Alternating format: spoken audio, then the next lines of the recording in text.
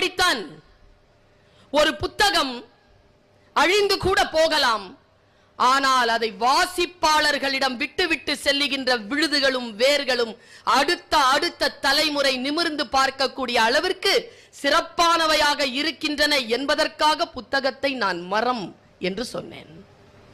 இருக்கிறாயோ அது உன்னை தேடுகிறது. நான் இதை பல தடவை சொல்லியிருக்கேன், யாரும் இதை நம்ப மாட்டீங்க.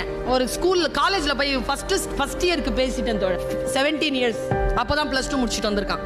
சொன்ன பாரு, நீங்க இன்ஜினியரிங் சேர்ந்திருக்கிற, நீ ஜெயிச்சு பெரிய ஆளா வரணும், நீ எதை தேடிக்கொண்டிருக்கிறாயோ அது உன்னை தேடுகிறதுன்னு சொல்லிட்டேன். ஒருத்தன் எழுந்து கத்துறான், நிஜமாவா மேடம், நம்பலாமா மேடம், நான் எதை தேடுகிறேனோ அது என்னை தேடுகிறதா? நானும் 3 வருஷமா தேடிட்டு. ஏய், நான் சொல்ல வந்தது வேறப்பா. விழுந்துருவோமானா விழுந்துருவீங்க. ஏன்னா விழுந்துருவோமோன்றதுக்கு நீங்க தேடிட்டு இருக்கிறீங்க, விழறதுக்கான விஷயம் உங்களை தேடிட்டு இருக்கு, அவ்வளவுதான். தோத்துருவோம்.